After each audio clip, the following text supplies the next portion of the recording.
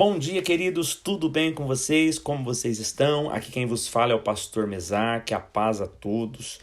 Começamos mais um ano, quero desejar desde já um ano abençoado para vocês, cheio da graça do Senhor.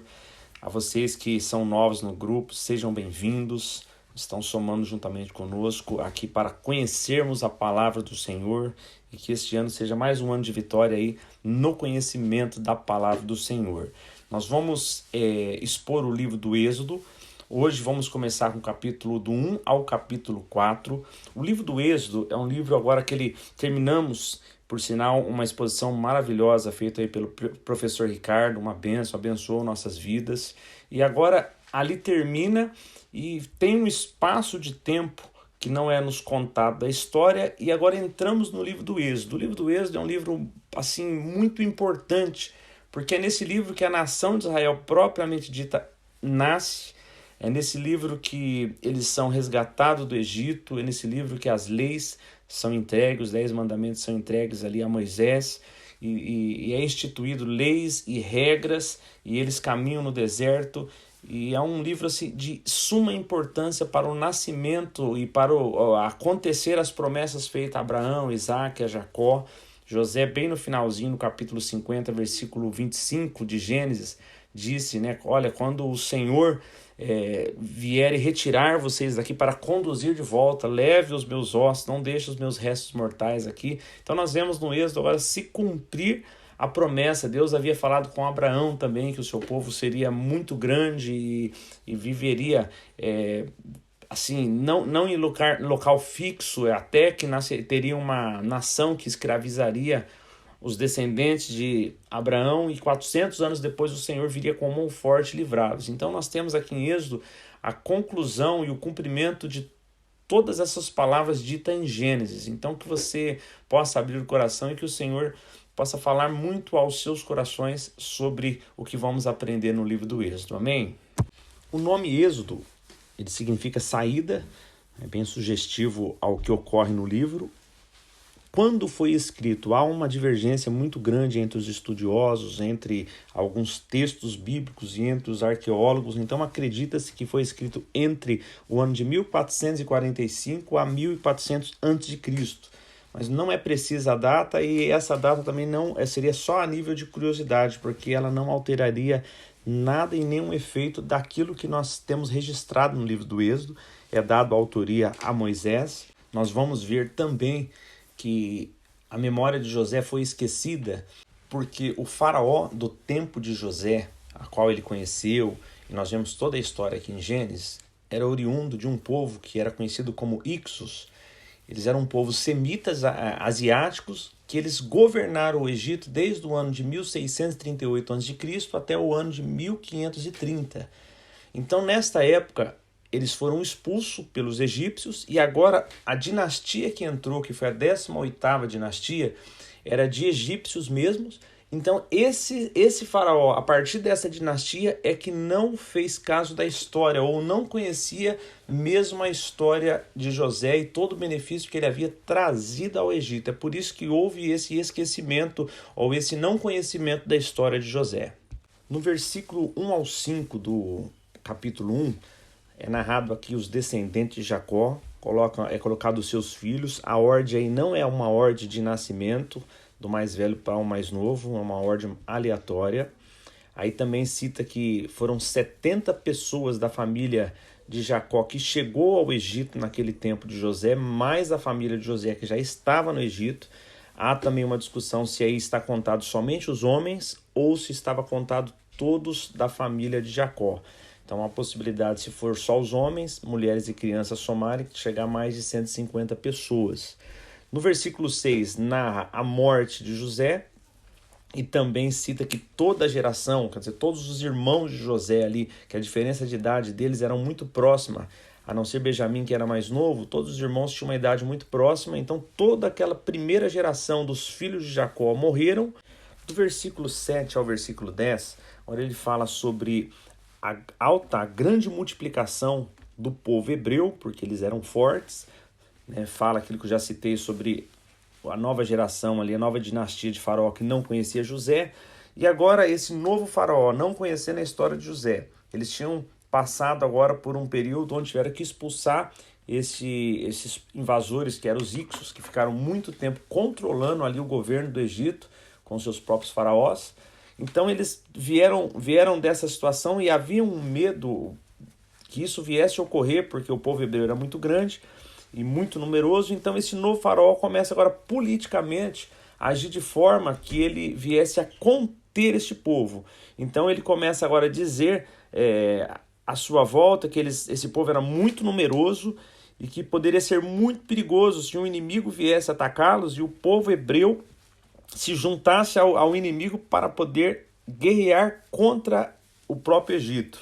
Nos versículos 11 e 12, nós vemos aqui que ele começa a trazer ali uma opressão, apertar sobre os hebreus, e no 12 diz que essa opressão, que de repente foi altos impostos, foi alguns trabalhos mais pesados que começou a direcionar os hebreus, fez com que ele se multiplicasse mais ainda. E no versículo 13 ele já fala agora que Faraó sujeita os hebreus a maior cruel escravidão. Então aqui começa uma escravidão, aonde no 14 diz que isso trouxe uma amargura de vida aos israelitas. Por que ele trouxe primeiramente esse ponto? Porque um povo sendo escravizado, como eles estavam se multiplicando muito, haveria automaticamente uma diminuição dessa fertilidade, porque se eles eram escravos, os seus filhos nasceriam para ser escravos também. Então, aquela forma de família bem prolífera poderia ser mudada na cabeça dos hebreus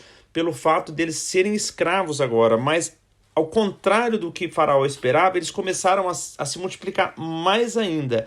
E no versículo 15 a 16 é onde vem a ordem às parteiras, que aqui cita o nome delas, Sifrá e Puá, que elas deveriam, quando nascesse, e aqui também fazer um adendo, nós estamos falando de um povo muito numeroso, né? Fala de 600 homens quando saíram do Egito, quando eles saíram depois das 10 pragas. Então estima-se assim um povo entre mulheres, crianças, perto de 2 a 3 milhões, mais ou menos, de pessoas. Então 2 parteiras de repente não seria suficiente, elas poderiam ser responsáveis por um grupo de parteiras, elas poderiam ser responsáveis para cuidar dessa parte, elas poderiam também não ser hebreias, ser egípcias que faziam esse serviço, porque seria muito difícil 2 parteiras hebreias realmente aceitar essa ordem que foi dada por Faraó. A real é o seguinte: elas não cumpriram essa ordem que foi dada. Quando nascer filho dos hebreus, pega os meninos, vocês devem matá-los e deixar só as meninas, porque as meninas crescendo, eles iriam misturar com os egípcios, casariam com elas, e a identidade do povo hebreu ia sendo diluída com isso ao passar dos tempos. Elas passariam a adorar os deuses dos egípcios e não seria mais uma ameaça pela mistura, já não teria uma identidade de hebreu e de egípcios. Então essa seria a estratégia de matar os meninos.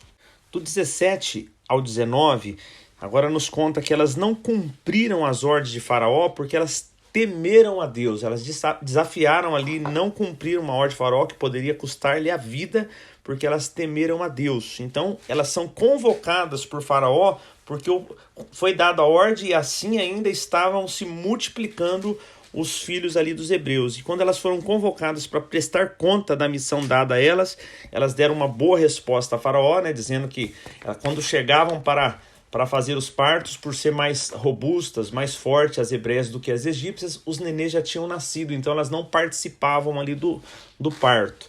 E a desculpa foi tão boa, foi tão bem elaborada, que elas não foram punidas por Faraó por não ter cumprido a missão dada a elas. No 21 e 22 fala que o Senhor foi bondoso com elas e concedeu a elas que elas tivessem as suas próprias famílias. E no versículo 22, Faraó continua agora com a sua veia política, dizendo ao povo agora, ele chega ao povo e ele apresenta o perigo que todo egípcio teria se o povo hebreu continuasse se multiplicando. Ele poderia guerrear contra os egípcios, poderia tomar as suas riquezas, poderiam tomar os seus pertences. Então, trazendo este medo, pânico no meio do próprio povo do Egito, ele agora diz que todos, quando visse um filho de hebreu nascendo, uma criança que fosse menino, deveria ser lançado no rio Nilo. Então, agora ele apela para tentar ali mudar a opinião pública ao ponto que todos os egípcios poderiam ajudá-lo naquela missão de conter os hebreus. Agora no capítulo 2, do versículo 1 ao versículo 10, narra o nascimento de Moisés. No versículo 1 fala sobre o seu pai Amrão e sua mãe Joquebede, que eram ambos da tribo de Levi. E na sequência fala que ela engravidou, deu à luz a um menino. Ela já tinha 2 filhos, o mais velho era Arão e a do meio, a moça, era Miriam. E quando ela teve essa criança, por 3 meses ela conseguiu conter para que ninguém soubesse que tinha uma criança naquela casa, porque era um menino, e depois de 3 meses, não podendo mais conter, ela faz um cesto, ela impermeabiliza esse cesto, e ela coloca agora no rio Nilo, mas ela não pôs ali a esmo e soltou ali desesperada. Era com certeza, pelo que temos na narrativa aqui, ela sabia que era um lugar específico onde a filha de Faraó estaria ali se banhando. Então, colocando o cesto ali, ela sabia que a filha de Faraó e suas servas encontraria a criança. E foi o que ocorreu, mas ela pediu que Miriam, a sua filha, ficasse de olho acompanhando o que aconteceria. Então, as servas da filha de Faraó, andando ali na margem do rio, encontrou o cesto, viu que havia uma criança, e a filha de Faraó se compadeceu quando viu, porque sabia que era o filho de um hebreu. Rapidamente Miriam se aproximou e falou: olha, vocês acharam uma criança, vocês não querem que eu arrume uma mulher hebreia para poder cuidar dessa criança para vocês? E ela achou a ideia assim muito boa. Miriam correu e buscou ali sua mãe, e nós vemos que Joquebede criou seu filho até uma certa idade, ali onde ele desmamava e já poderia ir para a escola. Ela recebeu da filha de Faraó para criar o seu próprio filho, então a primeira educação foi dada por ela. Quando ela entrega para a filha de Faraó, é a hora que é dado o nome de Moisés, porque foi tirado das águas, que era o significado do nome Moisés. E agora Moisés é levado para ser instruído pela escola que só instruía a família real, só os nobres do Egito. Então foi ali que ele aprendeu a ler, foi ali que ele aprendeu conhecimentos de guerra, de batalha, conhecimentos assim que ele não teria acesso se ele tivesse sido criado dali para frente pela sua mãe hebreia. Agora, do versículo 11 e 12, Moisés atinge a sua primeira etapa de vida, que foi 40 anos. Moisés teve 3 etapas na vida dele, e essa primeira começa a ser narrada agora no versículo 11 e 12. Ele, andando pelo Egito, ele observou quanto era pesado o trabalho que era imposto sobre os hebreus. E nessas andanças pelo Egito, ele viu quando um egípcio estava ali espancando um hebreu, e ele, vendo aquela injustiça ocorrendo, olhou para um lado, para o outro, não viu ninguém e matou esse egípcio e enterrou ele na areia. No dia seguinte, quando Moisés estava andando novamente, ele viu que agora 2 hebreus brigavam, e um estava espancando o outro. Ele chegou até os hebreus para repreendê-los, dizendo: vocês são irmãos, vocês são hebreus, e por que brigarem? Aí aquele que estava espancando falou: agora você pensa que é juiz? Quem te instituiu juiz sobre nós? Vai me matar como você matou aquele egípcio ontem? Então Moisés se deu conta que não tinha ficado oculta a ação de ter matado e enterrado aquele egípcio num dia anterior. No versículo 15 nós vemos que a notícia espalhou ao ponto de Faraó ter conhecimento e procurava Moisés para matá-lo. Então Moisés foge, ele vai para o deserto, vai morar em Midian, e ele chega ali em Midian e havia um poço, e ele se senta em volta do poço. E havia um sacerdote chamado Reuel ali de Midian, e ele tinha 7 filhas, e as suas filhas foram ao poço para buscar água para o rebanho de seu pai. E quando elas chegaram ali, havia alguns outros pastores que estavam expulsando as filhas de Reuel. Então Moisés, vendo novamente uma injustiça, ele se apresentou ali e tirou a água, deu água para o o rebanho ali de Reuel, ao ponto das moças voltarem para casa e seu pai achar estranho, por que vocês já estão aqui, voltaram tão rápido, o que aconteceu? Então elas contam que havia um egípcio que foi ali, arrancou água, deu água para o rebanho, por isso que elas tinham voltado mais cedo, porque já estava completa a tarefa. Então Reuel fica preocupado, mas cadê o homem? Ele faz tamanha bondade para vocês, vocês não trazem ele aqui nem para que ele faça uma refeição. Então elas buscam Moisés para que Reuel o conhecesse. Lembrando que Midian foi um dos filhos que Abraão teve com Quetura após a morte de Sara. Está em Gênesis capítulo 25, do versículo 1 ao 4. E voltando aqui no versículo 21 em diante, diz que Moisés ele passou a morar na casa de Reuel, casou-se com a filha de Reuel que chamava Zípora e teve o seu primeiro filho que colocou o nome de Gerson, porque significava sou imigrante em terra estranha.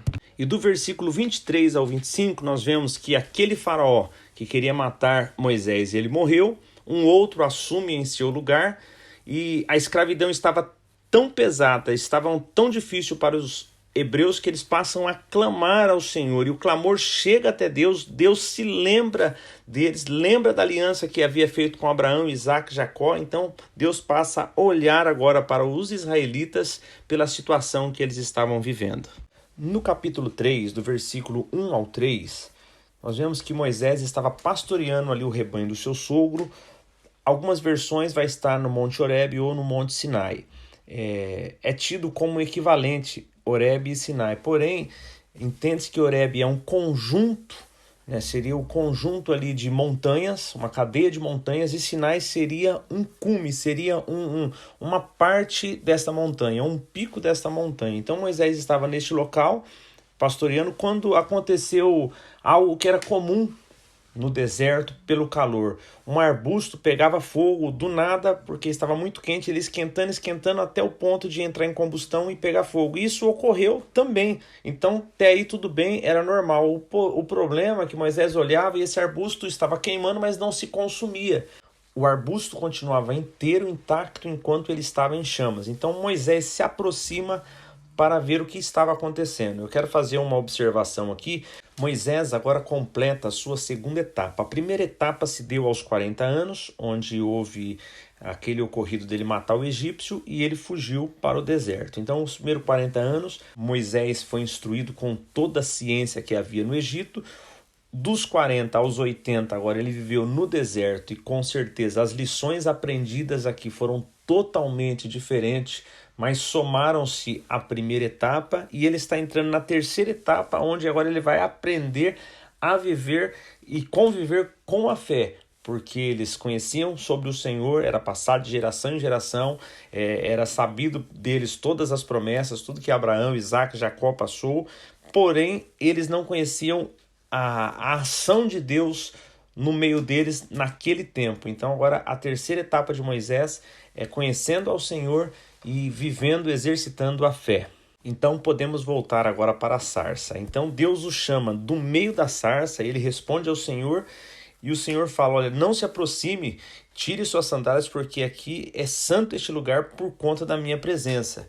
Aí o Senhor se apresenta a ele dizendo, eu sou o Deus de Abraão, o Deus de Isaac e o Deus de Jacó. Com isso Moisés cobre o seu rosto, porque ele temia até morrer por estar diante do próprio Deus. Agora do versículo 7 a 11 continua o diálogo de Deus com Moisés. Deus fala a Moisés que ouviu o clamor do seu povo, viu o quanto ele estava sofrendo ali diante da escravidão feita pelo Egito, e que ele veio agora, ele decidiu vir para livrá-los, que enviaria eles a uma terra que manava leite e mel, e que aquela visitação que Moisés estava recebendo ali na sarça era para que ele fosse enviado ao Egito, ao povo do Senhor, a fim de tirá-lo daquela escravidão, tirá-lo do Egito. Então Moisés indaga ao Senhor, quem sou eu para tal desígnio de falar a Faraó que liberte os israelitas? Do versículo 12 ao 17 continua o diálogo, Deus afirmando que estaria com Moisés e que o povo seria liberto e voltaria para adorar o Senhor naquele monte. E Moisés indaga ao Senhor dizendo, como direi aos israelitas quem me enviou? E o Senhor responde, eu sou o que sou. Diga aos israelitas, o eu sou me enviou a vocês. Reúna-os e diga que eu sou o Deus de Abraão, de Isaque e de Jacó, e conte a eles o que estou falando com você neste monte. Então as autoridades de Israel entenderão, você vai reuni-los e vá falar com o faraó. Diga que o Deus dos hebreus falou com você para que o faraó liberte os hebreus a caminho de 3 dias rumo ao deserto para que eles ofereçam sacrifício ao Senhor. E o Senhor alerta Moisés dizendo que Faraó não os deixará sair. Por isso a minha mão os ferirá com maravilhas que realizarei no meio deles, e somente assim ele os deixará sair. Ao ponto que não deixarão vocês saírem de mãos vazias. As israelitas deverão pedir prata, ouro e roupas. Vocês despojarão os egípcios, tomarão para si as riquezas do Egito. No capítulo 4, do versículo 1 ao versículo 9, agora o diálogo de Moisés com o Senhor é assim: Senhor, e se eles não acreditarem em mim? Então o Senhor pergunta para Moisés o que ele carregava na mão. Como ele era um pastor, ele tinha uma madeira, como podemos chamar de cajado, algumas versões está como vara ou bordão. O Senhor fala, lance no chão. Quando ele lança no chão, se transforma numa serpente. Moisés fica até com medo da serpente, foge dela, e o Senhor fala, não, pega pela cauda. E quando Moisés pega pela cauda, ela volta a ser a vara de antes. E o Senhor fala, olha, esse sinal é para que eles acreditem que eu o enviei. Ainda assim o Senhor fala para Moisés, olha Moisés, coloque a mão no peito. E quando Moisés coloca a mão no peito e tira a mão, ela está leprosa. Moisés se assusta com tal situação e o Senhor fala, coloca novamente a mão no peito, e quando ele tira a mão, estava curada. O Senhor fala, se eles não crerem no primeiro sinal, crerão no segundo. E se eles não crerem no segundo, pegue um pouco de água do rio Nilo e lance ao chão seco. Assim que ela bater no chão, ela se transformará em sangue. Do versículo 10 ao 17, agora Moisés, num outro discurso com o Senhor, dando continuidade, ele começa a se recusar da missão. Então ele fala, Senhor, olha, eu tenho dificuldade para falar, eu nunca tive facilidade no falar. E o Senhor o repreende, dizendo, olha, eu ensinarei você o que dizer. E Moisés volta a falar, Senhor, mas por que o Senhor não envia outra pessoa? O Senhor se ira com essa fala de Moisés e fala, olha, já estou enviando Arão, o seu irmão, ao seu encontro, pois ele fala bem. Eu falarei a você e você a ele o que deve ser dito. Assim como falo ao profeta, você falará ao seu irmão e ele será o seu porta-voz. E não esqueça de levar junto a vara, o cajado. Moisés comunica ao seu sogro que precisa ir ao Egito. Ele não disse qual era a missão, só disse que precisava ver se os seus parentes estavam bem. O seu sogro o abençoa e o Senhor tranquiliza Moisés, dizendo a ele que aqueles que queriam matá-lo já estavam mortos, para que ele fosse tranquilo ao Egito. E ratifica Moisés que era para ele fazer diante de Faraó as maravilhas que o Senhor tinha concedido a ele, e que o Senhor iria endurecer o coração de Faraó para não deixar o povo ir, e que era para ele dizer a Faraó que Israel era o seu filho primogênito, e já que ele não os liberou, o Senhor iria matar o primogênito de Faraó. Então Moisés pegou a sua mulher, os seus 2 filhos e partiu para o Egito. Os versículos 24 ao 26 nos traz uma passagem de difícil de entendimento, porque narra que eles estavam numa hospedaria e o Senhor intentou para matar Moisés. Então Zípora correu, pegou uma pedra afiada e circuncidou seu filho e tocou nos pés de Moisés e disse, você para mim é um marido de sangue. Sendo assim, o Senhor os deixou. Então nessa passagem pode ser interpretada que Zípora, por não ser de Israel, não sabia dessa tradição, desse mandamento, ordenança que Deus tinha trazido através de Abraão. Poderia ser que ela havia se recusado a fazer isso com o seu filho, não permitido Moisés fazer, e agora, nessa situação, ela correu para realizar. Ou pode ser realmente uma negligência de Moisés, e agora, quando ele estava indo para uma missão, o Senhor o cobrou daquilo que era uma obrigação que ele deveria fazer. Fato é que após a circuncisão, o Senhor os deixou e não trouxe nenhum mal sobre Moisés e nem sobre a sua família. E para finalizarmos o capítulo 4, do 27 ao 31, vemos que Arão se encontra com Moisés. Moisés conta a ele tudo que o Senhor lhe falara, fala dos sinais. Quando eles chegam ao Egito, se reúne as autoridades, conta a eles o que o Senhor dissera, realiza os sinais diante deles e do povo, eles passam a crer que o Senhor falara com Moisés e os enviara, e se prostram diante do Senhor em adoração pelo fato do Senhor ter vindo em seu auxílio socorrê-los de tamanho sofrimento. Queridos, e assim finalizamos a exposição do dia de hoje. E eu queria deixar para a meditação de vocês a mesma passagem que o profeta Jeremias, no capítulo 33, 3, disse: clama a mim, responder-te-ei e anunciar-te-ei coisas grandes e firmes que não sabem. Assim como nós vimos nessa história do dia de hoje, que eles clamaram ao Senhor, o Senhor veio ao socorro deles. Nós vemos nessa passagem, podemos enxergar o amor do Senhor, a misericórdia, o cuidado, a justiça do Senhor sobre o seu povo. E nós, como também somos povo do Senhor, que você possa clamar ao Senhor, que você faça conhecido do Senhor as suas petições, porque Ele tem cuidado de cada um de nós, e ao tempo certo, como foi na história que lemos hoje, no tempo certo o Senhor veio ao socorro, no tempo certo o Senhor há de enviar socorro e a resposta às suas orações. Tenham todos um dia abençoado e até amanhã, se o Senhor nos permitir. Fiquem com Deus.